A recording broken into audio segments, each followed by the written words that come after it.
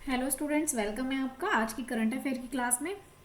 आज की current affair की क्लास आप लोगों के लिए बहुत इंपॉर्टेंट होने वाली है, बहुत ही यूज़फुल होने वाली है। आप किसी भी एग्ज़ाम की तैयारी कर रहे हैं तो आप यकीन मानिएगा इस क्लास से आपको एग्ज़ाम में सवाल देखने के लिए मिलेंगे ही मिलेंगे। और इस क्लास में हम जितने भी सवाल कराते हैं तो यकीन मानिएगा कहीं ना कहीं आपको वो सवाल ज़रूर मिलेंगे। आप किसी भी एग्ज़ाम की प्रिपरेशन कर रहे हैं तो ये क्लास आपके लिए बहुत यूज़फुल है। क्लास को लास्ट तक देखिएगा। क्लास अच्छी लगती है तो क्लास को लाइक करिएगा। और अगर आप चैनल पर पहली बार आए हैं और आपको चाहिए क्लास डेली लेनी है तो भाई आप इस चैनल को सब्सक्राइब कर लीजिएगा, ठीक है। चलिए, और पीडीएफ के लिए आप टेलीग्राम का लिंक दिया है, वहाँ से आपको पीडीएफ आप डाउनलोड कर लेंगे, मिल जाएगी, ठीक है। चलिए तो शुरुआत करते हैं हम आज की अपनी करंट अफेयर की क्लास। देखते हैं क्या कुछ खास होने वाला है हमारे आज के इस डेटे में। पहला सवाल जो आपके लिए बहुत इंपॉर्टेंट है, तो चलिए भाई पहला सवाल ही है आपके लिए इंपॉर्टेंट। पहला सवाल आ चुका है कि हाल ही में ब्लूटूथ लो एनर्जी नेटवर्क जिसका नाम है अवध, तो भाई अवध का अनावरण किसके द्वारा किया गया है? आईआईटी खड़गपुर ने करा है, आईआईटी मद्रास ने, आईआईटी कानपुर ने, आईआईटी रोपड़ ने। अगर बात करें हम अवध की, तो जो अवध है इस अवध का करा गया है अनावरण। पहली बात तो भाई अगर आपसे पूछेगा कि अवध क्या चीज है, क्या है कि ये ऑपरेशन है या फिर अवध कोई परियोजना है, क्या फिर ये किस प्रकार क्या चीज है। अवध की बात करें तो भाई है क्या चीज ये, तो अवध जो है यहाँ पे ब्लूटूथ लो एनर्जी नेटवर्क है, ठीक है। ये क्या है? ये है Bluetooth low energy network. Low energy network की बात करें तो ये है एक नेटवर्क, ठीक है भाई। इसका नाम ब्लू लो एनर्जी नेटवर्क क्यों कह रहे हैं ब्लूटूथ? तो ये एक ब्लूटूथ है और ब्लूटूथ आपको पता है कि ये लोकल एरिया नेटवर्किंग में आती है ना। चलिए अभी आगे बताऊंगी नेटवर्क क्या होता है। फिलहाल आप ये समझिए कि ये जो है ब्लू लो एनर्जी नेटवर्क जो है अवध नाम है इसका, और इसको लॉन्च किया, मैं कहूँ कि इसका जो अनावरण किया गया है, तो इसको बनाया किसने है भाई? इसका अनावरण किसने करा है? तो भाई इसका अनावरण किया है आईआईटी रोपड़ ने। किसने ये बनाया है? आईआईटी रोपड़ की बात करें तो आईआईटी रोपड़ के द्वारा इसको बनाया गया है, अनावरण किया है।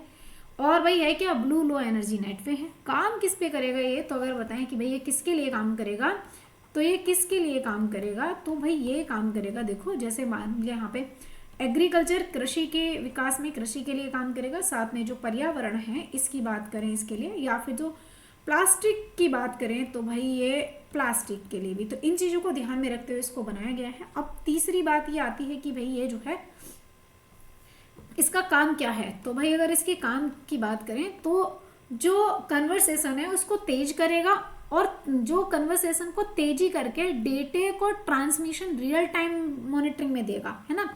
तो भाई इसका काम क्या है? ये है इसका काम है यहाँ पे कि निर्बाध तेजी से जो है भाई, तेजी से डेटे को ट्रांसमिशन करेगा। यहाँ लिख देती हूँ, यहाँ देखेंगे, डेटे को ट्रांसमिशन करेगा और साथ साथ में क्या करेगा? रियल टाइम मॉनिटरिंग का काम करेगा, ठीक है। रियल टाइम मॉनिटरिंग का काम करेगा, मॉनिटरिंग। अब एक बात आती है, देखो इंपॉर्टेंट बात क्या आती है, इंपॉर्टेंट थोड़ी सी इंपॉर्टेंट बात ये है कि ये ब्लूटूथ लो एनर्जी नेटवर्क है। अगर मैं यहाँ पे नेटवर्क की बात करूँ तो हमारे पास में, अगर यहाँ पे मैं नेटवर्क की बात करूँ तो जो नेटवर्क है, हम 3 प्रकार के नेटवर्क कंप्यूटर में देखते हैं। वैसे देखो अलग अलग क्राइटेरिया होता है नेटवर्क का, बट बेसिकली 3 देखते हैं। एक होता है लोकल एरिया नेटवर्क, एक होता है मैन्युफैक्चरिंग एरिया नेटवर्क, एक होता है वर्ल्ड एरिया नेटवर्क, ठीक है। जो लोकल एरिया नेटवर्क होता है वो ये होता है जो ब्लूटूथ आप अपने फ़ोन में यूज़ करते हैं क्लास लेने के टाइम पर, यानी कि जो आपके 10 से 15, 10 से 20, यानी कि मैं कहूँ कि 5 से लेकर के करीब करीब 1 मीटर, यानी कि 0 से कह सकते हैं, 0 से लेकर के और कितने, यानी कि 0 से लेकर के 20 मीटर तक की रेंज को जो है ये एक्सेप्ट करता है। दूसरा आता है मैन्युफैक्चरिंग एरिया। ये क्या होता है? लगभग आपका 0 से लेकर के कितने एरिया, यानी कि लगभग 1 से 2 किलोमीटर, 1 से लेकर के 2 किलोमीटर तक या 5 किलोमीटर की रेंज तक जो है, किलोमीटर की रेंज तक भाई एक्सेप्ट करता है। जैसे ये तो हमारी नॉर्मल जो ईयरफोन हम नॉर्मल जो हम ब्लूटूथ यूज़ करते हैं वो है। और मैन्युफैक्चरिंग एरिया वो है जो हम कंपनी में या फिर किसी प्राइवेट संस्था में, जहाँ पे हमने बहुत बड़ा संस्था में 8-10 रूम बनाए हैं, वहाँ पे हम काम कर रहे हैं, तो वहाँ पे मैन काम करेगा। अब आता है वर्ल्ड एरिया नेटवर्किंग, यानी कि जो पूरे विश्व में काम कर रहा है, और पूरे विश्व में कौन काम कर रहा है, तो इंटरनेट की अगर बात करें तो इंटरनेट जो पूरे विश्व में काम करता है ना, तो यहाँ पे काम करता है। ठीक है, चलिए, तो ब्लूटूथ लो एनर्जी नेटवर्क की बात करें तो ये हो जाएगा। ठीक है, आगे बात करते हैं। चलिए, अगला सवाल है हमारा सवाल नंबर 2। सवाल नंबर 2 है कि WHO की रिपोर्ट के अनुसार भारत ने किस रोग के मामले में 69% कमी की है। भाई भारत ने के मामलों में ऐसा है कि अभी हाल फिलहाल में WHO ने भाई अपनी एक रिपोर्ट दी है, और WHO की बात बताएं तो आप मुझे बताओ इसकी स्थापना कब होती है। WHO ने एक रिपोर्ट दी है, WHO ने रिपोर्ट दे करके WHO ने, पहली बात तो इसकी स्थापना की बात मैंने की भाई 7 अप्रैल को इसकी स्थापना होती है, 7 अप्रैल 1948 को। अब दूसरी बात है कि इसका हेडक्वार्टर कहाँ हो जाएगा, तो इसके हेडक्वार्टर हो जाएगा जिनेवा में, और जिनेवा कहाँ पड़ता है, तो ये पड़ता है आपका स्विट्जरलैंड में। ठीक है, स्विट्जरलैंड की बात करें तो भाई यहाँ पे इसका हेडक्वार्टर पड़ता है। और तीसरी बात करें तो अभी हम WHO का जिक्र इसलिए कर रहे हैं क्योंकि WHO ने हमें एक रिपोर्ट दी है, इसने एक रिपोर्ट प्रकाशित करी है, और ये रिपोर्ट प्रकाशित करी है तो इसमें जो है WHO ने कहा है मलेरिया को लेकर के, मलेरिया से संबंधित जो है, मलेरिया से संबंधित एक रिपोर्ट आई है। अब इस मलेरिया की बात करूं तो मलेरिया से संबंधित रिपोर्ट है। मलेरिया में बोला कि भैया भारत ने जो है बड़ा अच्छा परफॉर्मेंस करा है। भारत ने परफॉर्मेंस क्या करा है, भारत ने परफॉर्मेंस ये करा है कि 2017 की अगर भारत की हम रिपोर्ट देखते हैं तो 2017 में लगभग 6.9 मिलियन जो है यहाँ पे केस थे भारत के पास में, इतने मिलियन केस थे। ठीक है, इतने मिलियन केस थे। लेकिन अब 2024 की अगर बात करी जाए तो 2024 में ये मामला सामने आता है कि 2024 में 69% जो केस हैं ये कम हो गए हैं, इतने परसेंट केस इसके कम हो गए हैं मलेरिया के भारत में। ठीक है, अच्छा एक बात बताओ, अगर मैं इस मलेरिया की बात करूं तो आप देखेंगे यहाँ पे कुछ इस प्रकार से एक रिपोर्ट आई है कि भैया इंडियन जो है यहाँ पे मूव्स आउट करा है इंडिया ने, और इंडिया की बहुत अच्छा परफॉर्मेंस था। क्या था कि यहाँ पे 2017 में इंडिया के पास इतने केस थे, और अगर बात करें अब हम तो इंडिया के पास जो है लगभग कितने हैं, 2 मिलियन केस लगभग अब बचे हैं। 66.4 मिलियन केस उस टाइम पर थे, अब 2 मिलियन केस बचे हैं। यानी कि यहाँ से यहाँ तक आने के लिए इसको 69% इन्होंने कम, या मैं कहूँ कि 69% केस कम कर दिए हैं। साथ में भाई इस केस का मतलब है कि मौतें भी इसमें शामिल हैं, इतनी मौतें भी कम करी हैं। ठीक है, अब देखो दूसरी बात क्या आती है, दूसरी बात, अच्छा 2023 तक का है मैटर, और सॉरी माफ कीजिएगा 2023 तक, ये 2023 तक। ठीक है, हाँ। अब दूसरी बात, इसका आंसर होगा मलेरिया, इसका आंसर होगा ऑप्शन सी। भाई मलेरिया को लेकर के WHO ने रिपोर्ट दी है। अब एक बात आती है कि मलेरिया की अगर मैं बात करूं यहाँ पे, तो मुझे जरा सा बताएंगे आप कि जो मलेरिया है ये मलेरिया होता किससे है। तो इसकी सबसे पहले अगर रोग की बात करें तो रोग वाहक कौन हो जाएगा, तो पहली बात तो देखो होता है ये आपका प्रोटोजोआ से। किससे होता है, ये होता है प्रोटोजोआ से। और जो ये प्रोटोजोआ है अगर इसकी बात करें तो ये प्लाज्मोडियम प्रोटोजोआ है। क्या है ये है प्लाज्मोडियम प्रोटोजोआ। ठीक है, प्लाज्मोडियम प्रोटोजोआ हो जाएगा। अब दूसरी बात ये आती है कि भाई इसको फैलाने का काम कौन करता है, इसका रोग वाहक कौन होगा। यहाँ पे देखेंगे फैलाता कौन है, इसको लेकर के कौन जाता है यहाँ से वहां तक, तो भाई लेकर के जाती है जो मादा मक्खी होती है जिसका नाम है एनाफ्लीज। ठीक है, ये है मादा मक्खी, ये है मादा मक्खी, और मक्खी यानी कि मादा एनाफ्लीज कह सकते हैं इसको, मादा एनाफ्लीज। ठीक है, एनाफ्लीज ये इसकी रोगवाहक हो जाएगी। ठीक है, और अगर इसकी दवाई की बात करें तो भाई इसकी दवाई में एक सिनकोना वृक्ष है जिसका नाम है सिनकोना, और ये एक पेड़ है। ठीक है, इस पेड़ से हमें जो है कुनैन प्राप्त होता है। क्या नाम है, कुनैन प्राप्त होता है, और ये कुनैन इसकी दवाई होगी। ठीक है, चलिए आगे बात कर लेते हैं, हम अगले सवाल को देखते हैं। नेक्स्ट अगला सवाल नंबर 3 इंपोर्टेंट लगाएंगे। ठीक है, भारत में जो है हाल फिलहाल में भारत और साथ में एक देश है ईरान, एक देश है आर्मेनिया, इन तीनों देशों ने मिलकर के त्रिपक्षीय अभ्यास करा है, परामर्श करा है। तो भाई कहाँ पे करा है, येरेवन में करा है, या नई दिल्ली में, तेहरान में करा है, मॉस्को में करा है। देखिए अगर बात करूं मैं तो हाल फिलहाल में भाई एक जो यहाँ पे त्रिपक्षीय अभ्यास हुआ है, एक बात कर रहे हैं हम यहाँ पे त्रिपक्षीय अभ्यास की। ठीक है, बात हो रही है यहाँ पे एक त्रिपक्षीय अभ्यास की बात करें तो त्रिपक्षीय अभ्यास यहाँ पे हो रहा है। इस त्रिपक्षीय अभ्यास की बात करूं तो जो ये त्रिपक्षीय अभ्यास है ये किस देशों के बीच हो रहा है। एक देश है हमारा भारत। ठीक है, भारत की राजधानी है नई दिल्ली। ठीक है। भारत की राजधानी हो जाएगी नई दिल्ली। अब आप कहोगे ये तो मैडम हमें पता ही था, बताया क्यों? अभी बताती हूँ क्यों बताया है। एक और दूसरा देश है जिसका नाम है ईरान। क्या नाम है? इसका नाम है ईरान, ठीक है। और ईरान की राजधानी की बात करें तो भाई ईरान की राजधानी क्या हो जाएगी? इसकी राजधानी हो जाएगी तेहरान, ठीक है। इसकी राजधानी है तेहरान। और एक और देश आता है जिसका नाम है यहाँ पे आर्मेनिया। आर्मेनिया की बात करें तो आर्मेनिया की जो राजधानी होगी, आर्मेनिया की राजधानी हो जाएगी येरेवन, ठीक है। आर्मेनिया की राजधानी हो जाएगी आपकी येरेवन। येरेवन की बात करें, इसकी राजधानी हो जाएगी आपकी येरेवन, आर्मेनिया की राजधानी। अब मैं क्यों बता रही हूँ ये राजधानी? चलिए बताती हूँ। देखो अभी जो 2024 की बात करें तो ये जो अभ्यास है 2024 वाला, तो ये पहली बात तो ये कहाँ हुआ है? नई दिल्ली में हुआ है, भारत में नई दिल्ली में। और इसके क्रमांक की बात करें तो भाई ये किस क्रमांक का था? ये है दूसरा। अब बात आती है कि ये तो दूसरा क्रमांक है, तो ये पहला कहाँ हुआ होगा? अगर इसके पहले की बात करें जी, फर्स्ट नंबर का कहाँ हुआ था? तो फर्स्ट नंबर का हुआ था आपके येरेवन में, इसलिए मैंने इसकी भी कैपिटल बताई थी। और ईरान आपको पता है मसूद पेजेशियन बहुत ज्यादा चर्चा में है, तो राजधानी और इसके बारे में पूछा जा सकता है ना। तो इसका तुम थोड़ा सा ध्यान में रखोगे आप लोग। चलिए, तो फर्स्ट कहाँ पर हुआ है और इस बार कहाँ हुआ है? नई दिल्ली में। तो ये कहाँ पर हुआ है? नई दिल्ली। भारत इसका होस्ट करता रहा है और फर्स्ट वाला हुआ था येरेवन में, और ये सेकंड नंबर का हो जाएगा, ठीक है। चलिए, तो ध्यान रखेंगे ये एक्सरसाइज है जो त्रिपक्षीय एक्सरसाइज हो जाएगी, जिसमें तीनों कंट्री शामिल हैं। त्रिपक्षीय अभ्यास है ये, जो भारत है साथ में, यहाँ पे जो बात हुई है भारत, ईरान और आर्मेनिया को लेकर के बात हुई है। दूसरी बार बैठ करके इन्होंने यहाँ पे कंसल्टेशन किया है, ठीक है। अगला सवाल नंबर 4 है कि हाल ही में भारत में हरित अवसंरचना और छतों के लिए 5,000 मिलियन डॉलर का अनुदान देने की घोषणा करी है। तो भाई ये जो है घोषणा किसके द्वारा करी गई है? देखो बात किसकी कर रहे हैं हम भाई यहाँ पे? अभी हाल फिलहाल में एक काम कर रहे हैं हम। काम क्या कर रहे हैं कि छतों पर सोलर पैनल लगाए जाएंगे, ठीक है। छतों पर सोलर पैनल लगाए जाएंगे। किसकी बात कर रहे हैं? हम बात कर रहे हैं भाई यहाँ पे हरित अवसंरचना की। किसकी बात हो रही है? एक बात कर रहे हैं यहाँ पे हरित अवसंरचना की। अब जो हरित अवसंरचना है, अगर इसकी बात कर रहे हैं तो हरित अवसंरचना की, तो इसकी बात करें तो ये क्या है? जो छतों पर इसका काम भाई ये है कि हम जो है छतों पर भाई सोलर पैनल लगाएंगे, ठीक है। छतों पर सोलर पैनल लगाएंगे, ठीक है। सोलर पैनल लगाएंगे, ठीक।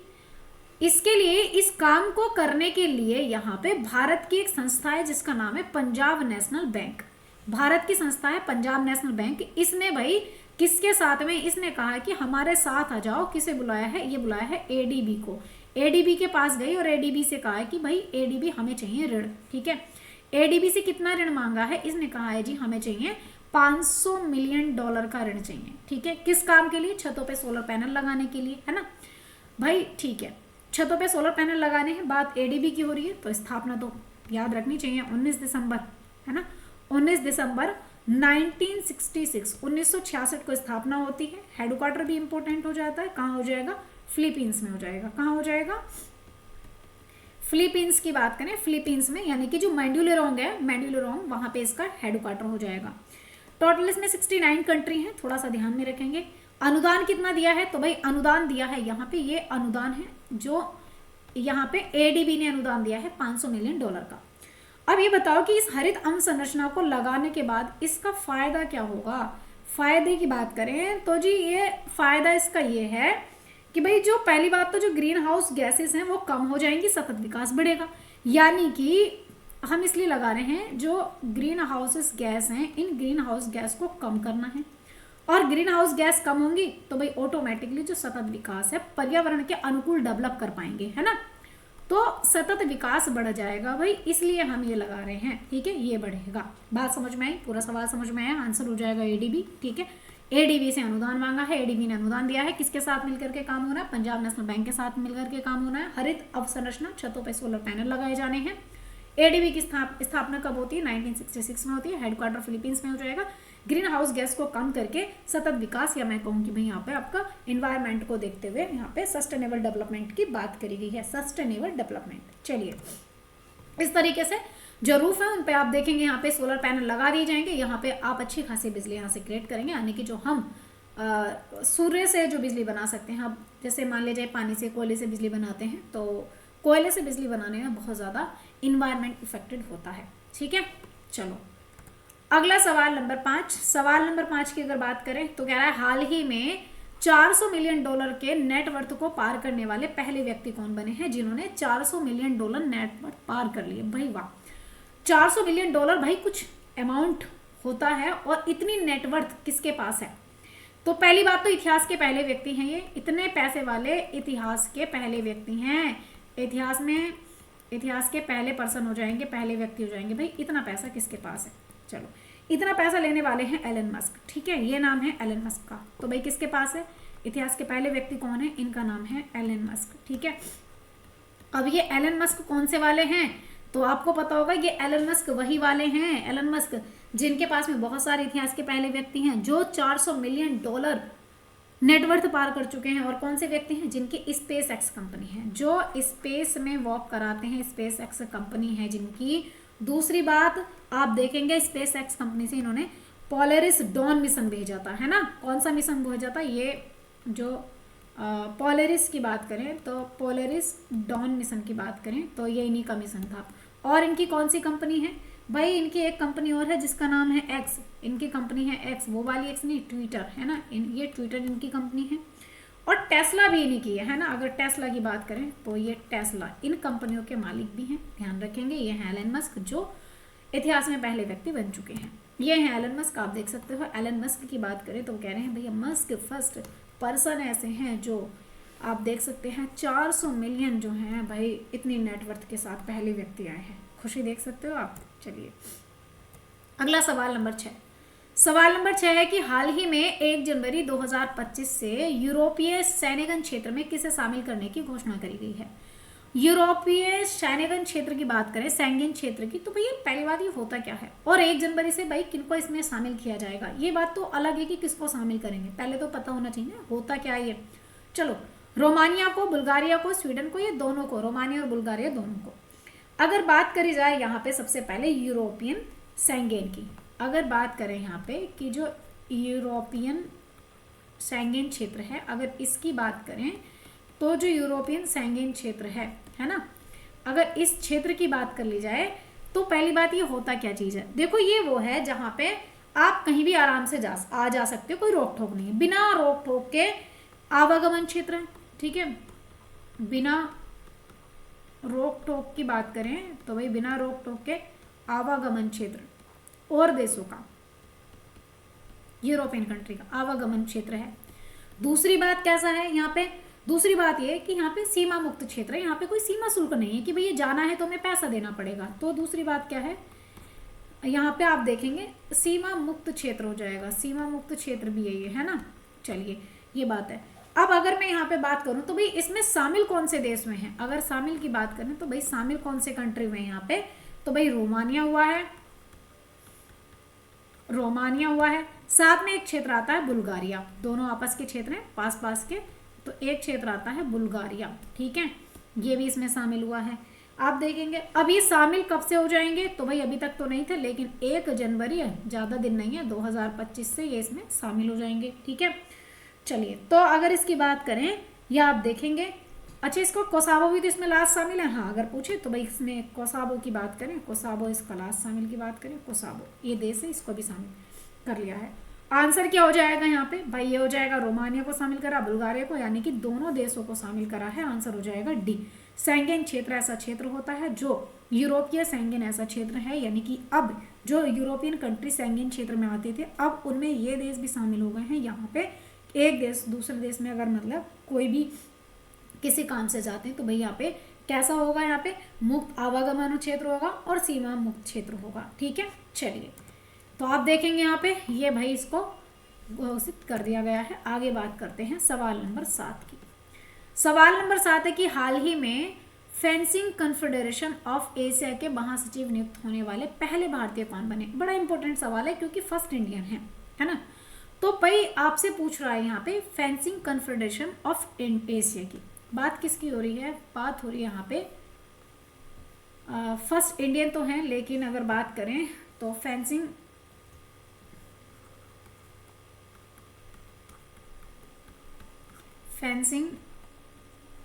कन्फेडरेशन ऑफ एशिया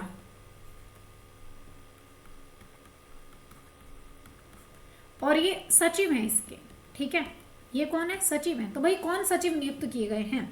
अगर इसकी बात करी जाए फेंसिंग कॉन्फेडरेशन ऑफ एशिया के सचिव की, तो अगर इन सचिव की बात करी जाए तो इस सचिव के पद पर भाई कौन बनाए गए हैं? इनका नाम है राजीव मेहता। क्या नाम है?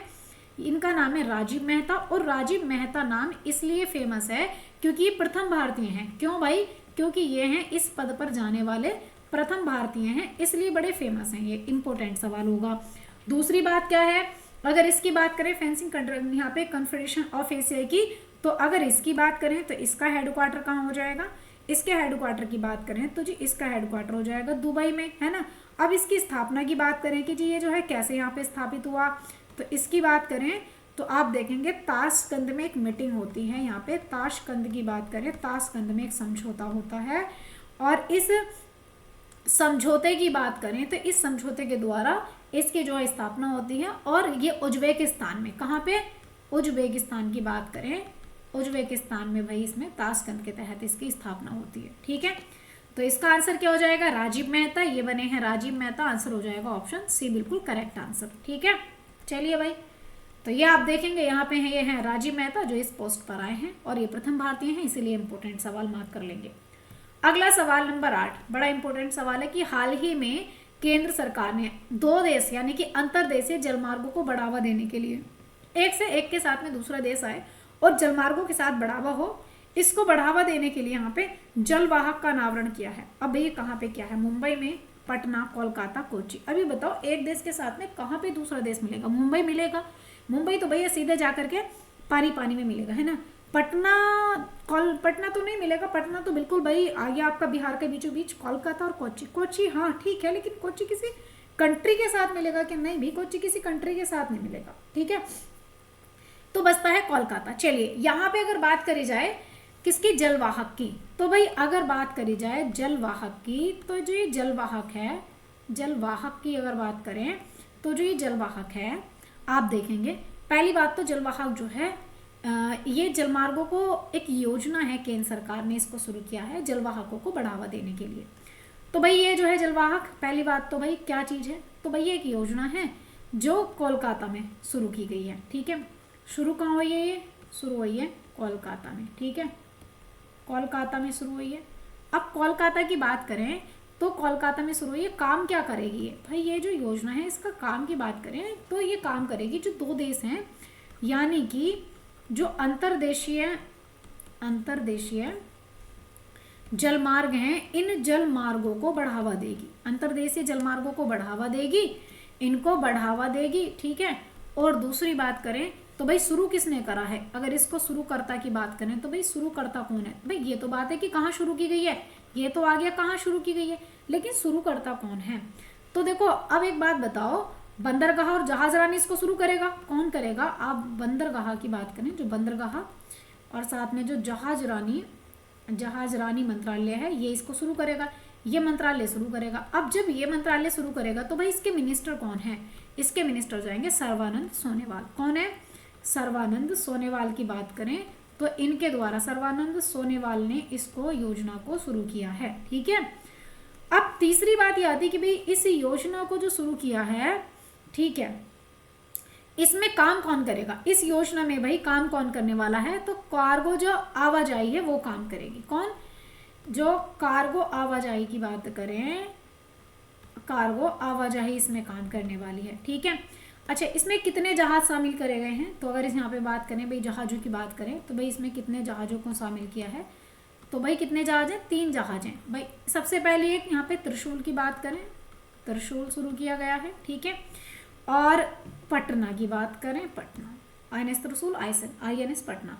अब ये कहाँ पे काम करेंगे? दूसरा है पटना और त्रिशूल, है ना, ये दोनों मिलकर के काम करेंगे। जो नेशनल वाटरवे 1 है, नेशनल वाटरवे फर्स्ट या 1 है, जो वाराणसी से कोलकाता तक जोड़ेगा। कहाँ पे? वाराणसी से कहाँ तक जोड़ता है? कोलकाता तक, यहाँ तक, ठीक है, कोलकाता तक। अब देखो एक और है, 3 मैंने बोले 3 शुरू किए, और तीसरा कौन सा है? अगर तीसरे की बात करें तो ये हो जाएगा होमी भाभा। क्या नाम है इसका? नाम है होमी भाभा। और ये जो होगा होमी भाभा, इसकी बात करें तो ये कोलकाता से गुवाहाटी को जोड़ेगा, ठीक है। कोलकाता से गुवाहाटी की बात करें यहाँ तक जाएगा, ठीक है। तो इसका आंसर हो जाएगा, ये शुरू की गई है कोलकाता में। ठीक है, चलिए आंसर हो जाएगा ऑप्शन सी, बिल्कुल सही आंसर हो जाएगा। आप देखेंगे यहाँ पे सर्बानंद सोनेवाल ने हरी झंडी दिखा करके इसका अनावरण कर दिया है। ठीक है, चलो भाई आगे बात करते हैं सवाल नंबर 9 को लेकर के। सवाल नंबर 9 क्या कहता है? हाल ही में केंद्र सरकार ने उड़ान योजना के तहत पहला उड़ान यात्री कैफे किस हवाई अड्डे पर प्रारंभ करने की घोषणा करी है? वाह, आज तक आपने कैफे देखे होंगे ना कि भाई ये कॉफी कैफे है, ये टी कैफे है, ये ऐसा कैफे है, वैसा कैफे है। तो भाई अभी केंद्र सरकार ने एक उड़ान योजना के तहत, जिसको बोलते हैं उड़े भारत का या उड़े देश का आम नागरिक, उसके तहत उड़ान यात्री कैफे शुरू किया है। हम बात कर रहे हैं, चलिए आप बताएंगे यहाँ पे कहाँ पे शुरू की गई है। उड़ान यात्री कैफे की बात कर रहे हैं भाई। ये जो है ये है आपका उड़ान यात्री कैफे। क्या बात है, उड़ान यात्री कैफे की बात करें तो भाई इसको शुरू किया गया है उड़ान यात्री कैफे को, और वही भारत में प्रथम है, अपने जैसा प्रथम है। ये इसलिए इम्पोर्टेंट है, पहला है अपने जैसा इंडिया में, है ना। चलो अब ये किस योजना के तहत, भाई कौन सी योजना है, किस योजना के तहत इसको शुरू किया गया है? तो योजना है उड़ान योजना। कौन सी है?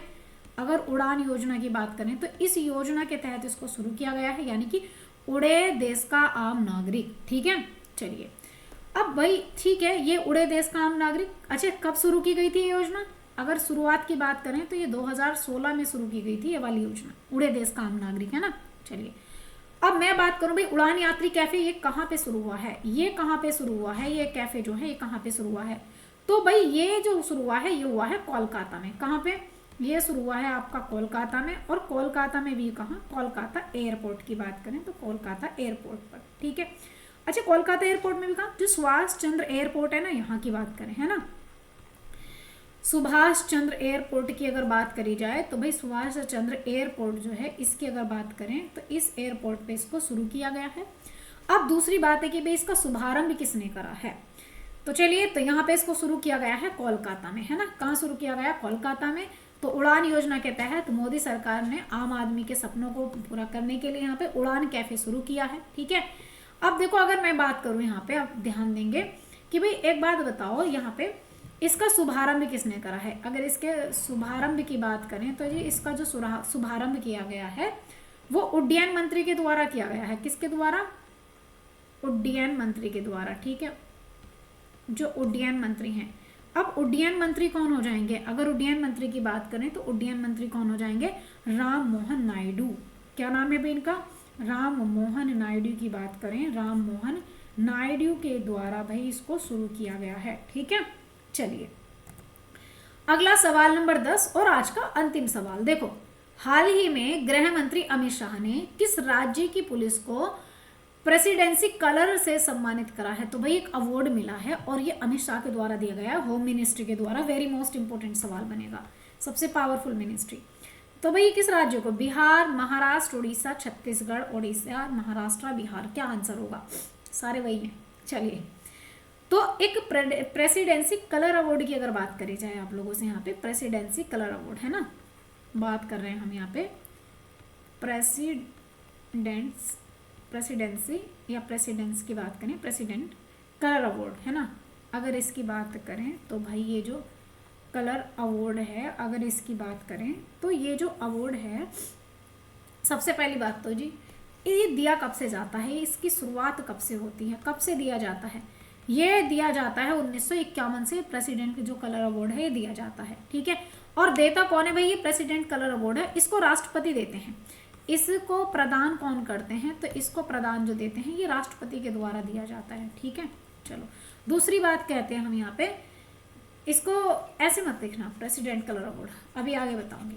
चलिए तो वही प्रेसिडेंट कलर अवार्ड है, शुरुआत होती है 1951 में। ठीक है, चलिए दूसरी बात कि भी किस में किसके, या मैं कहूँ कि किस में दिया जाता है? तो वही जो इंडियन नेवी है इसमें दिया जाता है। किस में?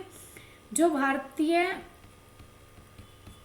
में जल सेना है, जल सेना के द्वारा। ठीक है, जल सेना में दिया जाता है, भारतीय जल सेना में, जहाँ पे भारतीय जल सेना को दिया जाता है जो अच्छा काम करती है। किसको दिया जाता है? भारतीय जल सेना को। अब ये जो मिला किसे है अगर बात करें तो जी किसे मिला है ना, मिला किसे है इनकी बात करें तो भाई ये मिला है, आप देखेंगे जो छत्तीसगढ़ पुलिस है 2024 का जो मिला है, ये मिला है आपका जो छत्तीसगढ़ की पुलिस है, इस छत्तीसगढ़ की पुलिस को दिया गया है, छत्तीसगढ़ पुलिस को मिला है।